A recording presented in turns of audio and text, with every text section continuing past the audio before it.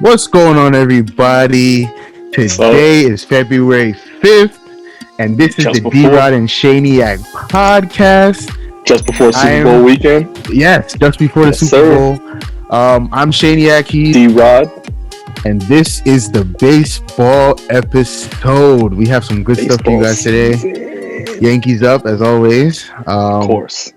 Yeah, man. We got a lot of stuff happening in baseball. I mean, it's only preseason. We can't really extend ourselves onto like who's going to be the what this season, what ifs, where do teams play out. It's way too early to tell. I mean, there's a general consensus of like where we feel teams are, how we feel players have moved around. Are they making their teams better? Are they making them worse?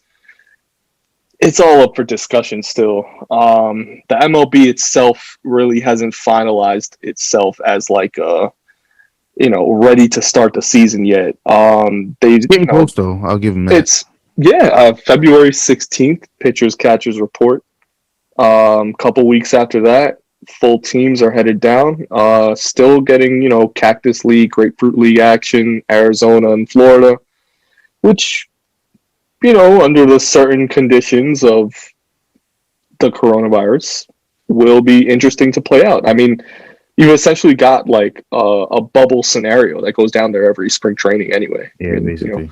Just team contact itself, no fans, which at spring training doesn't even make a difference. I don't think fans break the thousands at most of those stadiums anyway. No, it's only the Yankees they do. Yeah. George Steinbrenner Field is a marvel to be at, Shane. It's like too, a miniature Yankee stadium. I could just imagine. But I mean, likewise, MLB and MLBPA, as they start clicking gears into the season, had some disagreements. The MLBPA, they're ready to go. They want to go the full 162. MLB is thinking, let's dial it back a bit. Can we, wait a month before we head back into this? Because, for whatever reason, they're still renegotiating TV contracts, renegotiating ads, revenue from last season. It's, there's a lot on their plate, but realistically, the players are there for what they play for, right? They're playing for their contracts. They want the full year. They don't want anything, arbitrary. They want something straight up, straightforward, what they signed for. And I remember they got into this at the beginning of last season, back in July, during, the middle of the pandemic. When they started their shortened season, a lot of players were thinking of sitting out. A lot of players were thinking, this season doesn't look like it's going to be ready in the works. And, they started out. There were a couple miscues here and there. A lot of teams kind of fell out of place. But, things got back on track, especially around, like, playoff time. Things seemed to really, really pick up. Felt like fall baseball a bit, like, right then and there. Regular season definitely dragged for some time, I think. It was going to take some time, and I'm kind of expecting the same thing here. I think they'll be better prepared, at least. Spring training coming around, a lot of players. Hopefully. Yeah, just coming back to the usual. We talked about, around this time, there's like that gut feeling, right? Like that. It's almost baseball time. Almost you feel it in your soul. It's there, but things are coming up real soon. The MLB decided that they're not going to expand the postseason and also reject the universal DH for both the AL and NL. Again, I would have liked to see both. I really liked the expanded playoff format from last year. Gave a lot more level of competition. A lot more teams were involved. The seeding was weird. That was the only issue. You had like a lot of teams bunched up at the top. Yeah. Just it was by record, and I think they took a page out of just like what the NBA's book. Essentially, it doesn't matter the division. It's just based on how well you do, how well you perform. But in the same sense, I think they really got a lot of those teams that they wanted to be in the playoffs in there. A lot of those exciting, like, newer teams. Really got in a lot of in the Central too. I know Chicago was in there. The I guess the Blue Jays playing in Buffalo. They got a bunch of young stars there too. I don't know. Like for me, there's so many different ways. So many different people have tried and make baseball fun, and that's been the last 10 years of it. Manfred doesn't have an advanced bone in his body. I think he takes what's given to him, lets the season play out. Players get paid, he gets paid, owners get paid, things move on. Time moves forward. And that's baseball. Like if you look at the proposal, it was the MLB went to the PA and said, we want expanded playoffs because that's more money, which makes sense. But they said but there's like you have to group that with universal DH, and it's like, why would you group them together? That's dumb. So if you think about it, you're like, okay, you have to. Why is it grouped together? Because they want the money, and they know, since you want universal DH, which is going to open up contracts for a lot of the DH only, which is going to make them more money. So it's like now you're stuck there. You look at it and you're like, okay, I am going to make more money because say for instance I'm Nelson Cruz. Why would I sign with any of the National League teams if I'm just gonna have to sit the bench because I can't play the field? I'm the worst defender in baseball, so I have to be a DH. So that only opens it up to 15 teams instead of the full 30. So now you're Nelson Cruz and you're like, give me the universal DH because you know what? That's gonna make me more money. So the MLB goes, we want to make more money, and you guys want to make more money. So if you want the universal DH, which is going to make half of you guys more money and extend your careers by 3, 4, 5 years, now you have to give us expanded playoffs, which, like you said, it's fun to watch. Now you have 5 baseball games every day for 3 weeks, and it's nationally televised games, every one of them. So you're like, oh my God, I get to watch baseball. But when you think about it, it's like the Astros almost made the World Series last year. Astros were horrible. They played just over 500. No, they were under 500, I think. I think they went 29-31. And it's like, how do you made the playoffs as a number 2 seed, I think, behind the A's. I think the A's won the division. Yeah, the A's won the division, yeah. And it's like the Astros almost made the World Series. That should never happen as an under 500 team. It's not the NFL. You shouldn't even have a chance. You play 162 games, only teams that are over 500 should make the playoffs. Now, if every team tell that to the East and the NBA, but go on. Yeah, but even the NBA, those teams that are under 500 have no shot of making the NBA finals. It's pretty sad to see them, attempt. They're just in the playoffs to take up a spot. So, so it's like in the MLB, every baseball team can win on a given night. So it's like, the 2016 Warriors were not losing to one of them bum teams. It might have happened once or twice, but over the full 82 that they played, they were not losing to the Nets back then, or whoever you want to name. They weren't losing to them, the Hawks, let's say, for example. So you knew. So when you're talking about baseball, yes, the Astros on paper are an amazing team. But for them to almost make the World Series under 500 is ridiculous. Granted, A's should have handled business. Plain and simple, the Twins should have handled business.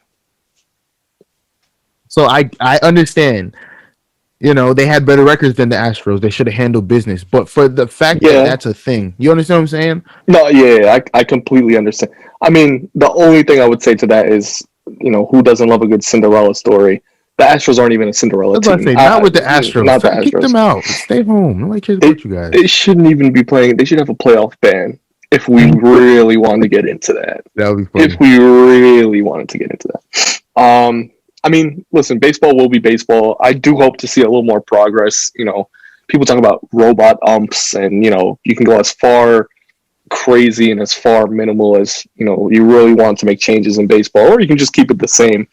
For now, it's been fairly the same. There's a huge movement to really try and get it, like out there. What do you think, Shane? Underrated move. Yeah, Ken Griffey Jr. got hired by that's right. MLB as the assistant to Manfred. Yeah, and he's basically there just to make the game fun again. mm-hmm. They gave him diversity. What does that mean? Make the game fun so that the minority kids will want to play. That's basically what it means. try to get them to publicize it to them, because exactly, if we think about it, the only real sport that has really done a perfect job at marketing to like the younger, more like diverse group of like kids and like younger generation is the NBA. The NBA you can watch on Nickelodeon and no one would have a problem with it. That was the NFL. The NFL did it in the playoffs, and it was weird because they just jumped in. They jumped in and were like, "Hey kids, what's up?" And everyone's like, "Oh, this is not a kids program."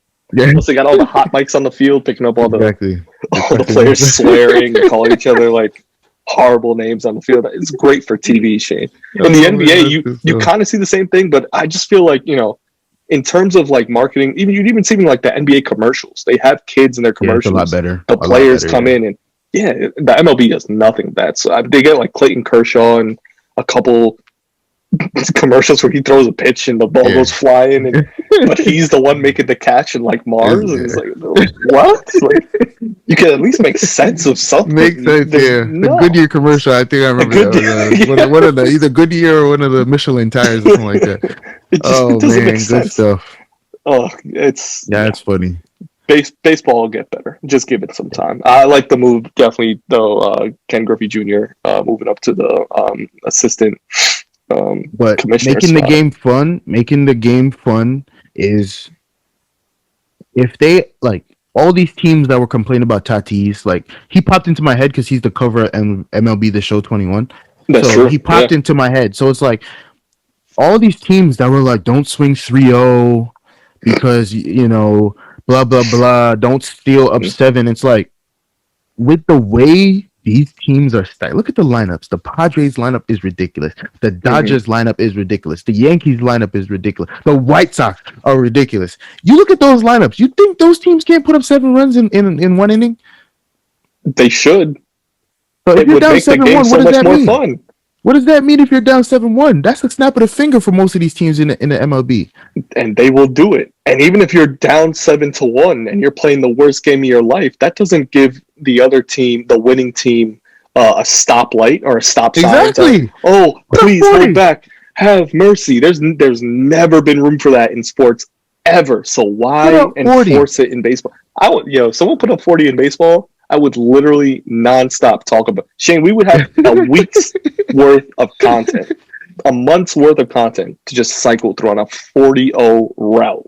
It's funny because you look back at the same game where Tatis swung 3-0 and hit the grand slam. Yeah. He did it against the Rangers. Remember, like 2009 or like 2000, something like that, where they went up 30-3 on the Orioles, or 30-0 on the Orioles. I remember that. You know how long ESPN was running that on TV? Like, just not the game itself, but the highlights. Yeah. Like, ESPN used to have a good like rundown in the morning of just like, cycled news and whatever. But every 3 spots was about a 30-3 route by the Texas Rangers, and every 3 spots, I was sitting there like, I can't believe this happened. Yep. Like, I just watched it for the first time. It needs more of that. Baseball needs action. Like 9 innings, you need something going on, man. Like, yeah, I don't care if it's the worst game, the best game, a pitcher's duel. There's got to be something in the middle for that, right? Like, I think teams are looking for that too. Like that's why lineups have changed so much. That's why, people are going swinging for the fences, literally and figuratively, for free agents who can hit bombs rather than people who can just hit. It's all about the home run, the big hit now, and scoring runs. Stats go for that too, but. Like, look at the contracts. Look at the contracts. Oh, absolutely. Springer got 150. And DJ got 90. Because Springer has been known to hit bombs. DJ bombs. hits. DJ hits. He's getting the contract he deserves. Springer gets the contract that the media and MLB is like, Yes, because he this can put up guy's 40 home runs. our Yep. hitter. Yeah. Yeah. This is He can put up 40 home runs. Yeah. Yeah. Chicks dig the Chicks dig the long ball. That's been a thing since like 01. It's a staple. Ever since that race with McGuire and Sosa. Bonds and Sosa, all of them And hitting like Sosa. 70 some home runs. Yeah. Chicks dig the long ball, bro. No one will ever forget Barry Bonds hitting 72 home runs in a season. Yep. And then hitting 756 in a career. Yeah. Like, I mean, there's an asterisk there, but you heard that later. they're adding the Negro League stats back in. Yeah, so as they should. Yeah, so Hank Aaron, who by the way, rest in peace to him. We should probably talk about that real quick. Yeah, but Hank Aaron is about to be the home run leader again. Oh wait, I think he hit like 10 home runs in the Negro League before he signed with the Braves. So he's only 7 behind. Is he really? Oh yeah, because he was 755, and Barry Bonds 762. Yeah, Barry Bonds 762. Wow. So he might end up back in front when they finish tallying up the stats, but they have to find those home runs first. I mean, if the stats are there, that's you have to corroborate them though. You can't just say, "Oh, he hit 10 home runs." Yeah. No. Yeah, that's true. Going back to Hank Aaron, it's perfect that you mentioned that though too, because I actually watched the ending part, but majority of like a documentary that MLB TV was putting on for him. He basically just talked about his transition from playing in the Negro Leagues to playing for the Braves, where he was playing in Atlanta, Georgia at that time, just like not a comfortable place to be living in if you're an adult black man who's succeeding. And then nonetheless, he goes on and he is coming close towards the end of his career, but to breaking Babe Ruth's record. He's getting death threats. He's getting, like threats for his family, people telling him they're gonna be at the game, like to kill him basically, like right after he hits that home run. It's crazy because he hits that home run and 2 guys come on the field to congratulate him. I know. It's like, it's 2 white guys, and considering the events that had just led up to that, you never know what could have happened at that moment. The man was living in what could have been fear, but literally just played with a chip on his shoulder. Yep. Every player from that time period on has always just recognized Hank Aaron as just like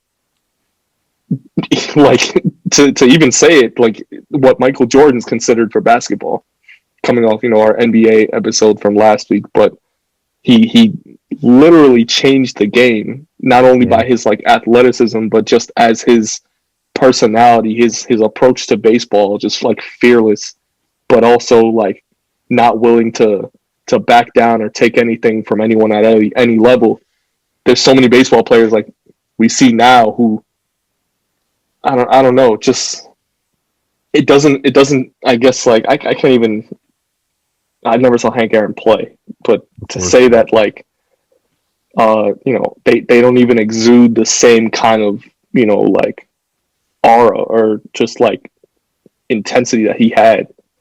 It's just it would be different to see that. It would make baseball, like we said before, a lot more interesting. It would give the players a lot more to focus on. The one guy I can think of that maybe has that sort of edge is Mike Trout, just because of the numbers he puts up, the way he plays, just like hard out on the field.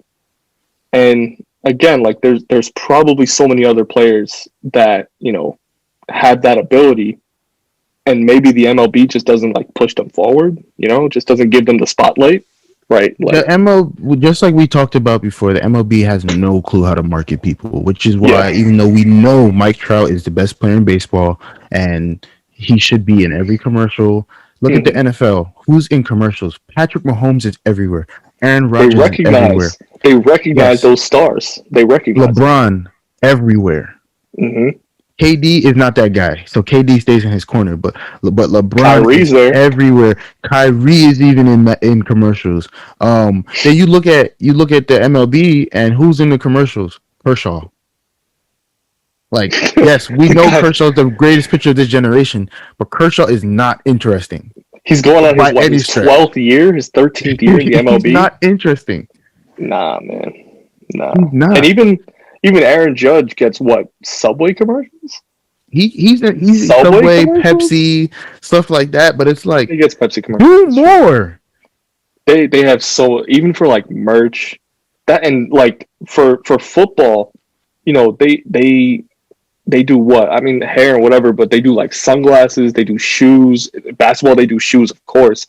But, you know, athletic wear. In baseball, they don't have any type of like They material like but it's to flex. only for baseball. Like, Yeah, it's Bryce baseball. It's Harper has his hats. own shoes, he has his own cleats, Yeah. but it's like it's Oh, yeah. who's wearing cleats to walk around? You cannot walk around in cleats outside. That's dumb. You just walk around with some metal spikes all day. So unless you're doing that, you're not really wearing it. Like soccer, they make indoor soccer cleats and not Yeah. soccer cleats, indoor soccer shoes and stuff like that. So Yeah. you have that at least. Basketball, you can walk around in Jordans. Basketball shoes have been a staple, like signature shoe since forever. Since they were playing in Converses. People have been walking around in Converses for like decades now. You know, like there's so much room for baseball to improve, man. Improve. Yeah. Well, before we move I on, once again, rest in peace to Hank Aaron. I'm not gonna try and diminish what he did. I don't think he's the greatest player. Clearly, I think Willie Mays and Joe and Mickey Mantle are like the two best baseball players of all time. But no one will ever touch what Hank Aaron did. No, he has that home run record. 25 years, averaged 35 home runs a year, something like that. Something ridiculous. Yeah. No one will ever touch what that man did on the baseball field. Not at all. I thought about the other like that. Thinking about that the other day is just, will anyone ever come close to another home run record career wise? And it's like the simple answer is no. The last guy we saw come somewhat close was A-Rod, and even that was far. And A-Rod was at, and A-Rod was at the end of his career. He retired like 2 weeks later in the middle of the season because the Yankees just didn't have a spot for him to play baseball anymore. He and that's where he left his home run record. If he played the rest of the year, he would have got to 700. 696. 696. Wow. Yeah. Wow. Yeah. So he could have got to 700. He could have touched Babe Ruth if he played next year. But he was old. He looked old. So they're like, all right, bro. You stop taking steroids. Go sit down now. The Yankees would have been way better off just letting him be where he was at that point. That's a good point, I think, to kind of make. Actually, it's just, you know, we really got to give people their flowers, like, way before they retire, way before, like, you know, Hank Aaron is that guy, that example of that. But, you know, even some of these younger, like these guys here, not just the MLB, but the fans too, got to recognize like greatness, right? Yeah, you got to recognize like when a player's actually like putting their hat on the field and doing what they do. I mean, with that, well, listen, baseball being baseball, the offseason's been quite the. I'm not even gonna call it like the rough seas. It's been more of like a mild like lake in the middle of like a rainstorm. You know, like every now and then you get a wave of just like, oh my god, trade news, acquisition news, and then next week is silent, dead silent, midnight. I mean, in the past week we've seen Pedroia retires. That's big news for Red Sox fans. I mean, that's low key big news for all of baseball. He made the little man feel strong. Like I can do this. There's definitely like an image there. Like when you think of Dustin Pedroia, there's an imprint that he leaves, and it's that there's no, you know, like limits to baseball, right? Exactly. Like you can do whatever you want at whatever size, speed, ability. Baseball is about, you know, actual baseball talent. Like, you need hand-eye coordination is a big part, but you need to be able to play baseball. Exactly. Dustin Pedroia, no matter his situation, height, whatever, he played baseball. He was a And dominant second baseman. dominant. Offensively, he was Offensively clutch. too. Oh man, he was honestly someone that I really almost feared at a point when he was on the Red Sox. Early 2010s, I'd say, was like a moment of this guy's never going to get off our backs as a Yankees fan. This guy will never give us a break. Top 5 interview of all time when they were asking him. I don't remember what year it was. I think it was like 2013 or 2012 or something like that. Yeah. And it might have even been earlier than that when they asked him about David Ortiz, and they're like, "Oh, he's been very bad this year. Like, I think this might be the end for him. Like, what do you think?" And he was just like, "You remember in 2009 or whatever when I started off the year horribly, and then what happened? Laser show." When he said that, everybody was like, "Yo, this guy's a goon." He said, you got to remember what happened after that? Laser show." I was like, man, I wish I had that much swag playing baseball. He was like, I started off slow, and guess what happened? Laser show. And I was like, yo, he's a goon. He had it. He absolutely had it, Shane. I mean, this was a guy who literally, like, dismantled, like, everybody. In terms of AL pitchers, I can't name one who was probably, like, a good comparison, like, that dominated him. Maybe David Price when he was on the Rays, but once he got traded after all that, it didn't matter. I think Pedroia was older then too. Regardless, there was nobody in the AL, at least in the AL East too, who could touch Pedroia. Pedroia was always on base. I would turn on a game, 5th inning, 6th inning. Oh, Pedroia's on base.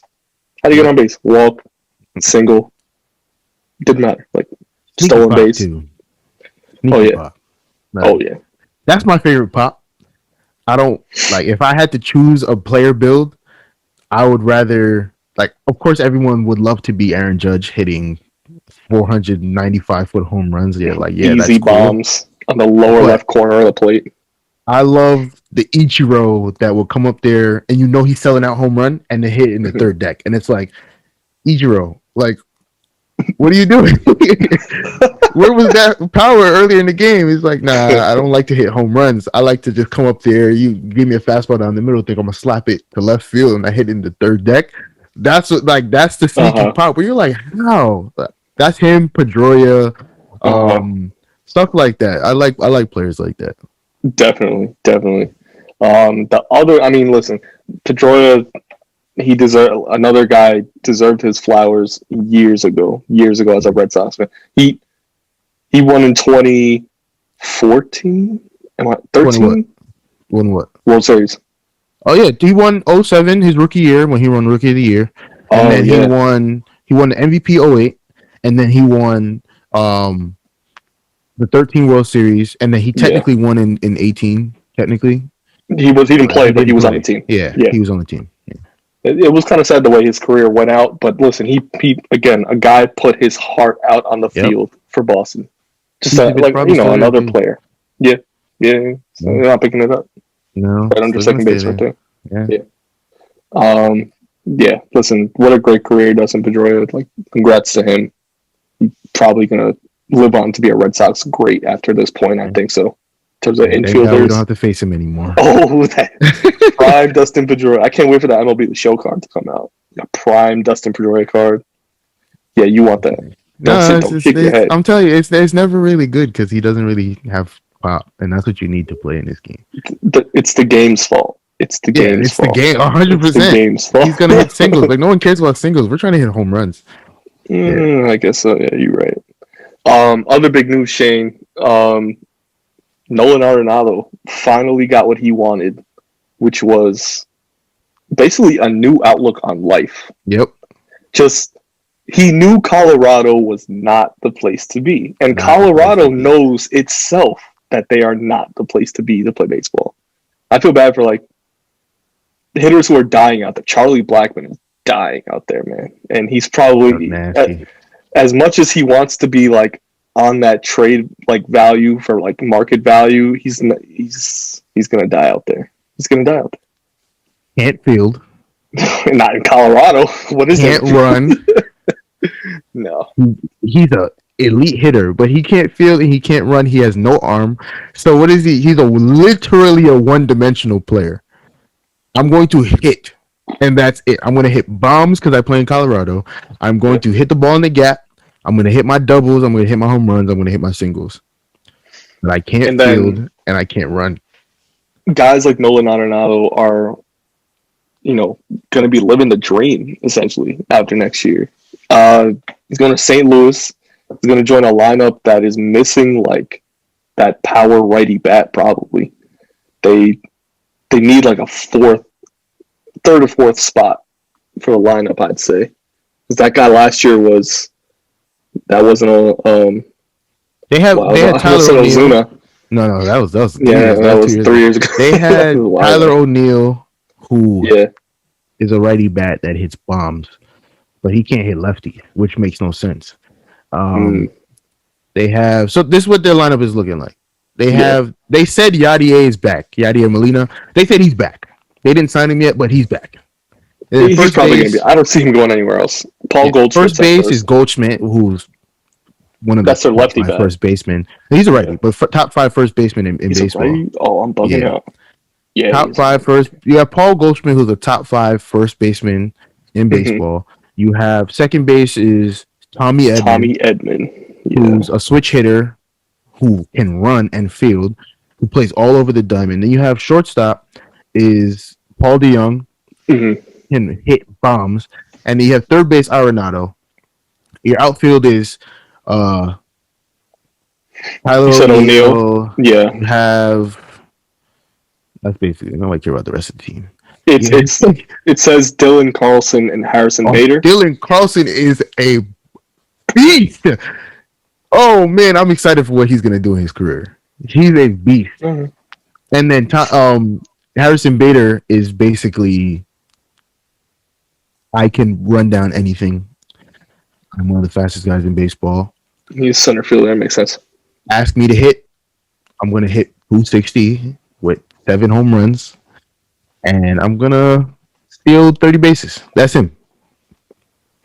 So that's what you're gonna even after the beautifully done list that you've just tailored out for me, they need Arenado. Yeah, that team needed Arenado. But of course, like any team would obviously say that we need Nolan Arenado because every team would need Nolan Arenado. This team needed Nolan Arenado because they're missing another. I forgot about Goldschmidt. But in terms of another power bat in that lineup, it would be him. It would be him in either the 3 or the 4, depending on where you want Goldschmidt in 3 or 4. He was hitting. I think 3. Baseman will probably hit 3. Arenado 4. Matt Carpenter is still on the team, who is super streaky. DH.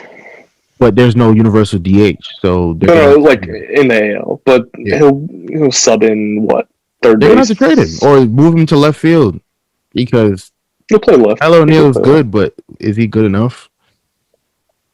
I'd say Carpenter could play left every now and then. Give him a little sub. I would move Tommy Edman to left and put Carpenter at second base. Then we talk. Then we could talk because Tommy Edman can run. Nothing would drop in that outfield ever. It's a good outlook on it, I guess. Again for the Cardinals. This was a monster trade when it first came out. Nobody was expecting this. I mean, people knew Arenado wanted out, and it was only a matter of time. I felt that he was going to LA, the Dodgers. I probably could have gone to the Angels. I just obviously, there was the issue of his contract, and I think the Dodgers weren't prepared to pay that. The Angels aren't prepared for anything in terms of baseball. There. If they ever traded for him, I would have flipped. It would be in 10 years at the end of his career, Shane, is when they would trade Rendon at third base already. If you trade for another elite third baseman, it's like, why? Where would they have been for that? You have not there. Trout in center field. You have Rendon. That's your centerpieces. You have people that can play baseball at the other positions. Why would you trade for Arenado when you need pitching? So we're not going to get into that, but if they ever did that, kick them out the league. Yeah, That's a playoff ban worthy. You're out. You're not going to make the playoffs regardless because you guys can't pitch. But now you're out. Let's go sit out. yeah. You've made all the wrong moves up to this point, and now they're All just of them. getting worse. It's just getting worse. But even still, I really liked this move for St. Louis. They'll probably take the NL Central, and Well, it's tough for me to say that they will take the National League because the Dodgers now hot take. and even the Padres are still a better team all around You got than the St. Louis. Dodgers, the Padres, the Braves. Braves are now really Mets. up there too. The Mets might Mets not could make be some noise. elite, but they're They'll make still some a noise. lot better. Yeah. Did they even bolster their pitching this offseason? I don't even think so. They signed Wainwright back. Like, I don't know if that's bolstering, but That's he's not back. bolstering. He was there. He was there, and he wasn't amazing. He was there. No. He was good. Their main guy is Flaherty. Flaherty, Guy. yeah. He had a 5 ERA last year. It's 2020. It was last season. Yeah, you know what? I'm not going to count it for last season. The ERA last year was either a cakewalk or not. And if it's not a cakewalk, then it's not. Then, I mean, yeah, that's where I would leave that in terms of the Arenado trade. Is, but before we move on, the Rockies are stupid because they're also paying $50 million of that contract. All right. So I thought that was a typo by ESPN when the notification came in. Well, no, it didn't say it in the notification. It said it in the article because I was like, so they're giving up Arenado and they're paying an extra $50 million just to send him away? Yeah. What? Why? And they got back basically no prospects. They got back one top 10 prospect. One. But oh, Jesus Christ. That makes me sick. I'm glad. Well, who's a Rockies fan anyway? But I'm glad I'm not a Rockies fan. That if the words of me saying if the Yankees ever did that almost made me. I don't want to talk about it. They would never do that. Would never. I'd have to find out where Cashman lives. Be banging on his door at 2 a.m. Like, sir, we need to have a serious conversation. Take Judge, and we're gonna pay his entire salary for the next 5 years. What? Oh man, pitchforks. That's it. Pitchforks. Tiki up torches. in arms. Oh man, want Cashman. Oh yeah. Let's leave that at the Arenado trade. Sucks to be the Rockies. Really great to be the Cardinals right now. They're going to be bad for the next 20 years. They still have Trevor Story, but they keep saying, "Oh, we're not rebuilding. He just said he wanted to be traded, so we had to trade him." Like, that's great. No. I think Story's on his way to be traded as well. Because if they're not rebuilding, they obviously have no future for any of the players that are there right now. So why would you not rebuild around a potential star right there? But there's nobody to trade him to. The only team that needs a shortstop right now is the Reds, and the Reds are going to be in last place. They traded away everybody. So yeah, that's true. That's the only team. He can go to the Reds and play shortstop because they need a shortstop. But what are the Reds gonna do? Be in fourth place? So you're not gonna give up 5 prospects to get Trevor Story for 1 year. That's dumb. I don't know. I think there's a lot of teams that would still take a shortstop over. At least try out Story over. Send him to the Yankees. Someone else right now. We replace them too. Give them Florial by himself. That's it. Florial, take Florial. You got to give us an extra $15 million. That's part of the deal, Shane. And $15 million. Pay the entire salary for the 1 year. I'll take it. Let's do it. Nelson Cruz to the Twins, 1 year, $13 million. He's just going back there. Gonna, of course, play the universal DH that they've got in the AL there. But I don't know. It's a move. Obviously Minnesota is still looking to overcome playoff first round exits.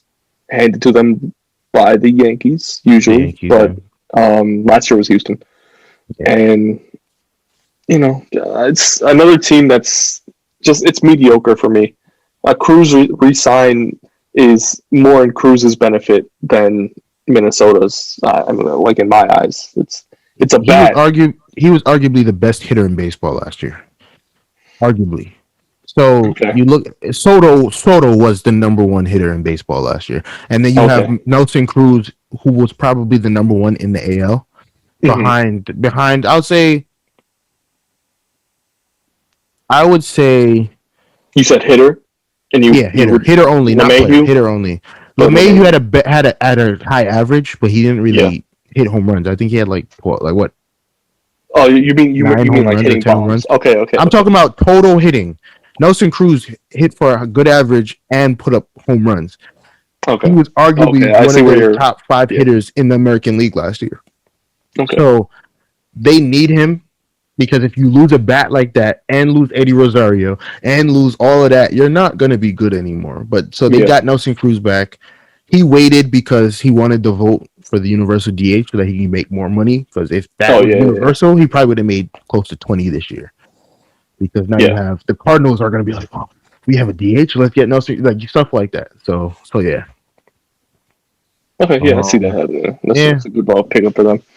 Um, Marcelo Zuna to the Atlanta Braves. That's another big one. yeah, That was actually a bigger move than he was first of all he was a free agent for a long time.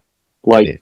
there were a lot of teams I think just passing up on him. We talked about like his defense dying out.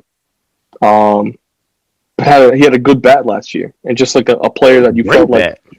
Yeah. he was probably going to be signed early on. Did you say the Mets passed Same, up same, on him? same thing with him though. Same thing with the Universal DH. He was waiting. Oh, you waited on it. Yeah, Even though he ended up signing with the National League team anyway, he was yeah. waiting because he knew if he had the option of ending up being a DH next year, his value goes up because now you don't have a negative defender in left field.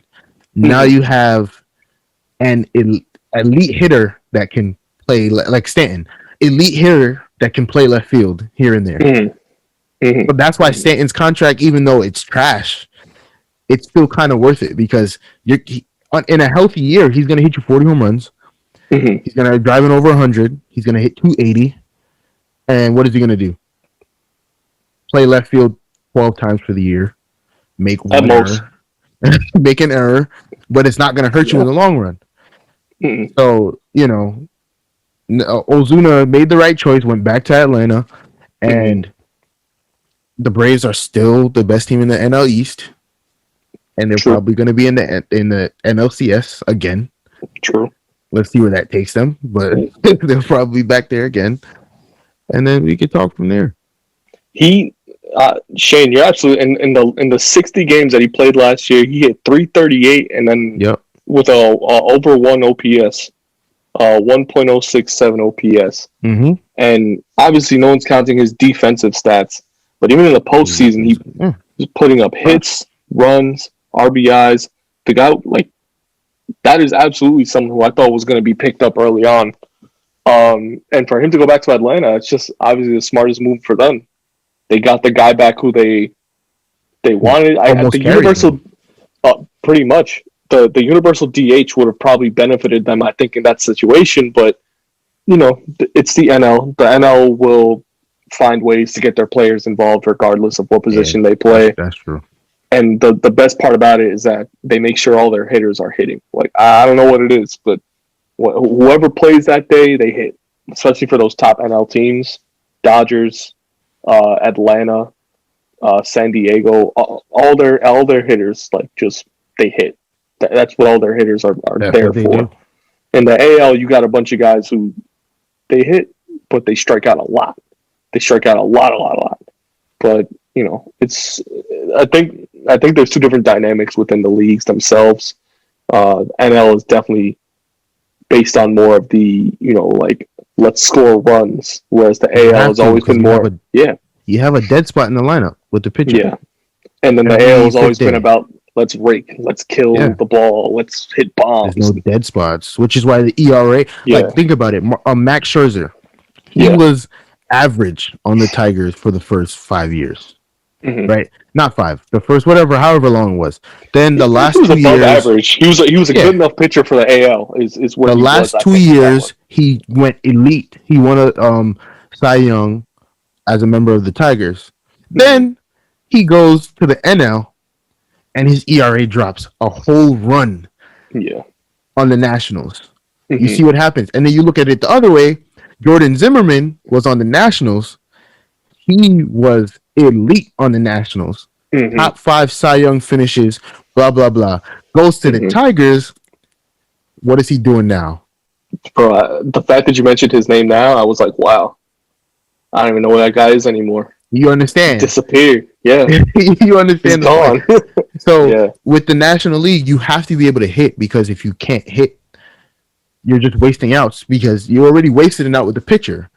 Mhm. Only pitchers that can hit it: Greinke, Bumgarner. Not even really Bumgarner. Bumgarner hits bombs, but he can't. He's not a good hitter. Like, his batting average career, I guess for a pitcher, is good. It's like, I think, like low twos, but he has like 13 career home runs. While Zach Yeah. Greinke's hitting like 400 as a pitcher, which makes no sense. But you understand, like, but he's in the American League, so he's not even Yeah. going to be able to hit. He's not going to have the opportunity So- anymore. Can't forget about King Bartolo Colon. Yeah. Got his When he first hit that career home home run at like age 41. Oh man, that was hilarious. Good times. Weighs Good like times. 290.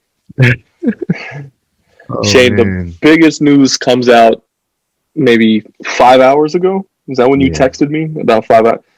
Trevor Bauer, 3 years, $102 million to the Los Angeles Dodgers.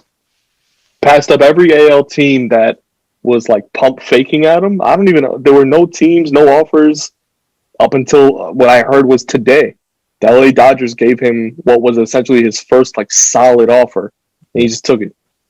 And So there's so many teams missing from that picture. It seems like no AL teams really wanted him. Like, let me not say wanted.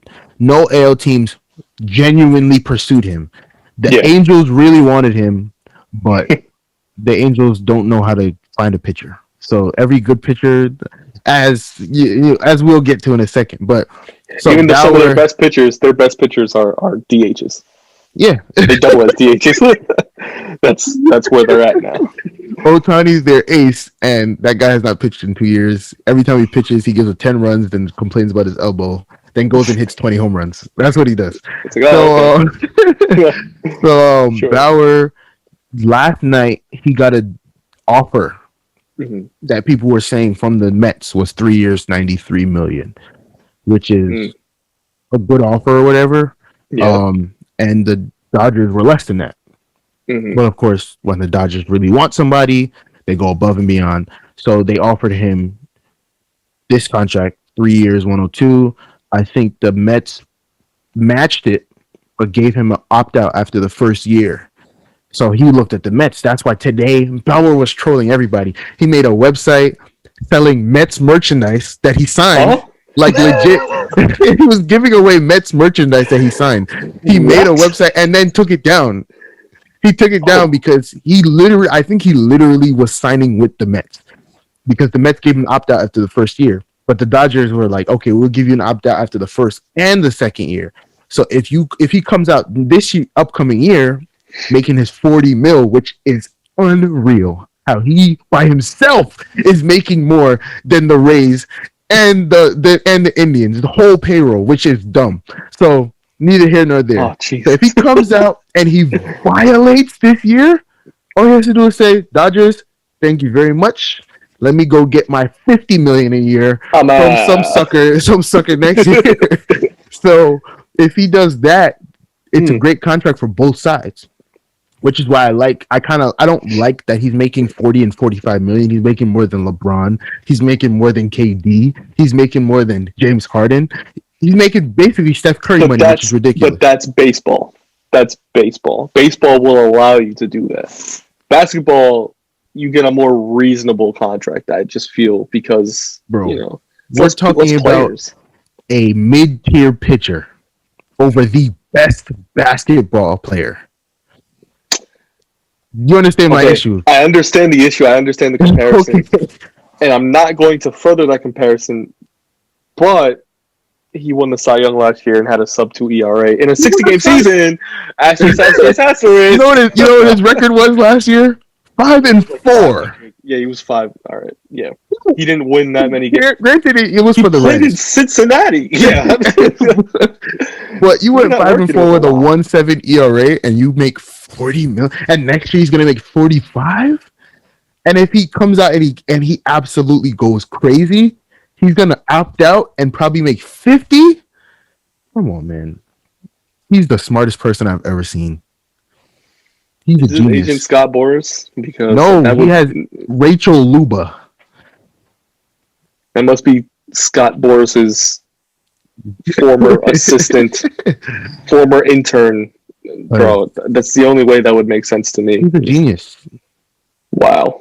But he trolled all the Mets fans because his offer from the Mets, I heard, was higher for the first 2 years. So he's making 85. I think he was going to make like 90. It was something ridiculous, like 40 and then 47 or something like that for the first 2 years from the Mets. But he didn't get the no. Initially, it was 85 for the first 2 years, and then the Dodgers offered him 80. But then the Mets gave him the first year opt out. But he lives in LA, lower taxes in LA, so he said, "Dodgers, make your last offer." So I think he was sold that he was playing for the Mets.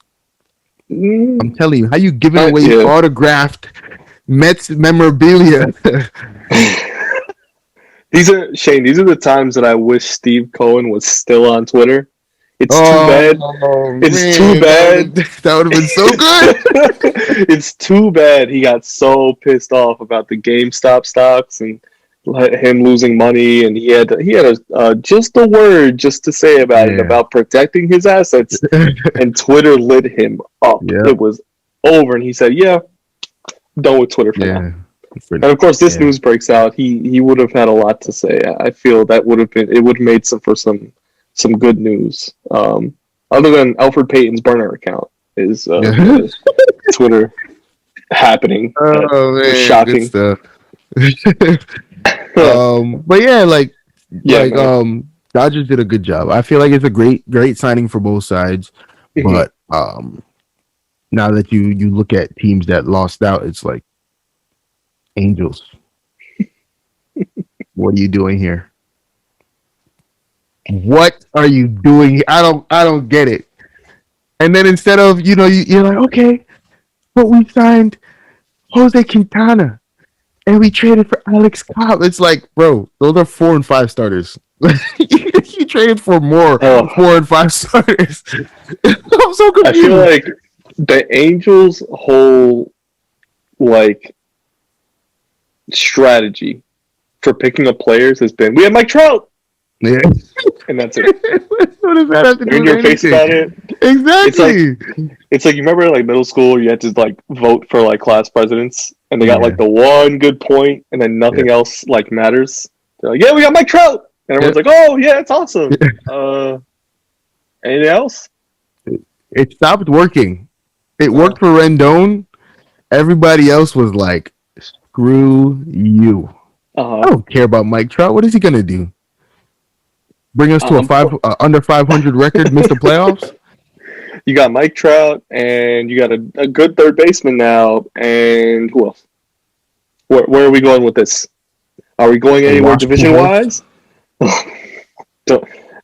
the Astros not contenders anymore? Is the AL West now a cakewalk? No. The A's are still there. And surprisingly, they're still... I don't know how the A's are still afloat. Every year. Makes no sense. They're pumping air into their hot air balloons. Got holes and patches all over the place. The Astros are still banging trash cans, as far as I'm concerned. Apparently, I don't believe it. And who was Seattle? They can hit. They're going to be bad, but they're really rebuilding. Yeah, so I give them credit. A team that's rebuilding. And Texas has Joey Gallo and Dust. They got Joey Gallo from the Rockies and a new baseball stadium. That's about it. Man, it's a beautiful ass stadium. Imagine spending $1 billion on that and no fans could go. It's so sick because you expected to get that money back that year, and it's like, bro, we still paying bills on this thing, man. Like, yo, Yeah, call oh up the man, banks all the end of last year. Yeah, the World Series didn't even cut it, man. I'm sorry. Like, we gotta give us like another 2-3 years. oh man, that's good Big stuff. stuff out here. Well, this has been another episode of the DROD and Shaniac podcast. Baseball episode. The baseball episode. Follow us on Twitter at DROD and Shaniac. On Twitter, follow us at our personal Instagram and Twitter that will be below. So you just go to the comments, you'll see it. See it follow Shane's YouTube. He's still gaming on there. My YouTube. I'm coming out with a video this weekend. Shaniac, hopefully. the Helmer. Shaniac the Helmer. Subscribe. Subscribe first. The show. Yep. Yeah. Make sure you got on his notifications too, just like you got on ours. Thank you. Those are subscribe, like, favorite, retweet, do everything we can. We're still on Podbean. We're working out the Spotify stuff, but we'll be back on Spotify. Yep. We might have a Super Bowl Sunday. Hopefully. Oh my God, yeah, we gotta get on Apple Music. Yeah, giving us a lot of joy. We might have a Super Bowl Sunday episode ready for you guys. Should be coming up that Sunday. Just a little pre-show, pre-Super Bowl show. But yeah, episode 4 in the books. All right. That's Catch it. you guys later.